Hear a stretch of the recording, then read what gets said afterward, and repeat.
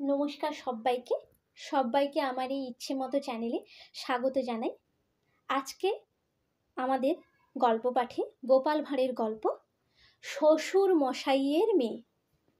গোপাল একবার সস্ত্রীক শ্বশুর বাড়ি চলেছে। তখনকার দিনে যানবাহন ব্যবস্থা তেমন উন্নত ছিল না। স্থলপথে যাতায়াতের অবলম্বন ছিল গরুর গাড়ি, না হলে হয়তো পায়ে হেঁটেই দূর দেশে পাড়ি জমাতে হতো। বাধ্য হয়ে গোপাল পায়ে হেঁটেই স্ত্রীকে শ্বশুরবাড়ি নিয়ে যাচ্ছে। পথে যেতে এক পরিচিত লোকের সঙ্গে গোপালের দেখা হলো। সে লোকটি জিজ্ঞাসা করলো, গোপাল, তোমার সঙ্গের ওই মেয়েটি কে হে? আমার সহধর্মিণী। গোপাল এগিয়ে চলেছে। আর কিছু দূর যাওয়ার পর এক পরিচিত লোকের সঙ্গে গোপালের দেখা হলো। সে লোকটিও জিজ্ঞাসা করলো, তোমার সঙ্গের ওই মেয়েটি কে হে? আমার শ্বশুর মশাইয়ের মেয়ে।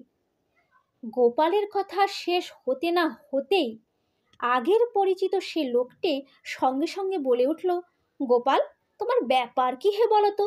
আমি জিজ্ঞেস করলে বলেছিলে তোমার সঙ্গের ওই মেয়েটি তোমার সহধর্মিণী। এখন এ ভদ্রলোক জিজ্ঞেস করলে তুমি বললে এ তোমার শ্বশুর মশাইয়ের মেয়ে।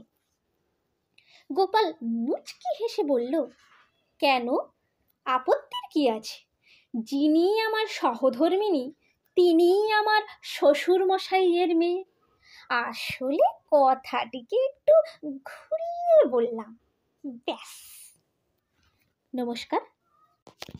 আজকে আমরা এই গল্পে পড়লাম দুটো লাইন। এক হলো, স্থলপথে যাতায়াতের অবলম্বন ছিল গরুর গাড়ি, না হলে পায়ে হেঁটেই দূর দেশে পাড়ি জমাতে হতো।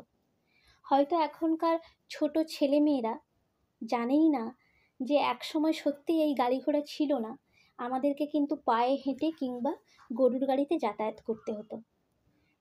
তাই আমার তরফ থেকে এই বার্তা যে ছোট ছোট বাচ্চাদের হাতে পুরনো দিনের গল্প বইগুলি তুলে দিন, তারা পড়ুক, তারা জানুক যে পুরনো ধরন কেমন ছিল জীবনযাত্রার, এবং সেখান থেকে শিখুক এবং ভাবতে শিখুক।